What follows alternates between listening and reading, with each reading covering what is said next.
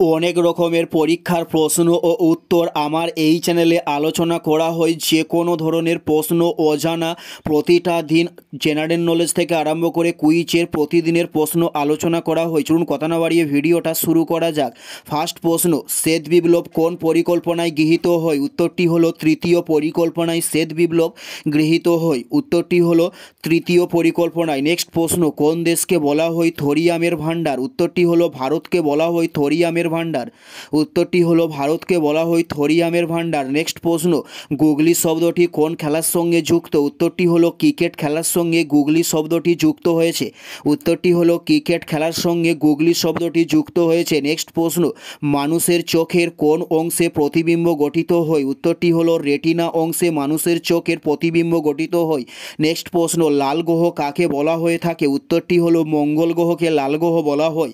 উত্তরটি হলো মঙ্গল গ্রহকে লাল গ্রহ বলা হয়ে থাকে। নেক্সট প্রশ্ন হলো অ্যাঞ্জেল জলপ্রপাত কোথায় অবস্থিত হয়েছে? উত্তরটি হলো ভেনেজুয়েলাতে অ্যাঞ্জেল জলপ্রপাত অবস্থিত হয়েছে। উত্তরটি হলো অ্যাঞ্জেল জলপ্রপাত ভেনেজুয়েলাতে অবস্থিত হয়েছে। নেক্সট প্রশ্ন, থিরথর পর্বতশ্রেণী কোন দেশে অবস্থিত? উত্তরটি হলো পাকিস্তানে থিরথর পর্বতশ্রেণীটি অবস্থিত হয়েছে।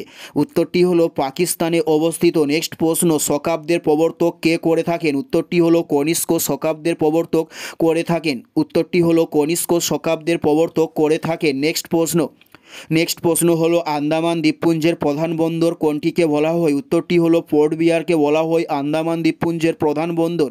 উত্তরটি হলো পোর্ট বিয়ার। নেক্সট প্রশ্ন, জৈন ধর্মের 23তম তীর্থঙ্করের নাম কি? উত্তরটি হলো পার্শ্বনাথ জৈন ধর্মের 23তম তীর্থঙ্করের নাম। এটাই ছিল এই ভিডিওর লাস্ট প্রশ্ন। আর কোন ধরনের শিক্ষণীয় ভিডিও আপনারা প্রতিদিন দেখতে চান অবশ্যই কমেন্টে লিখে জানাবেন।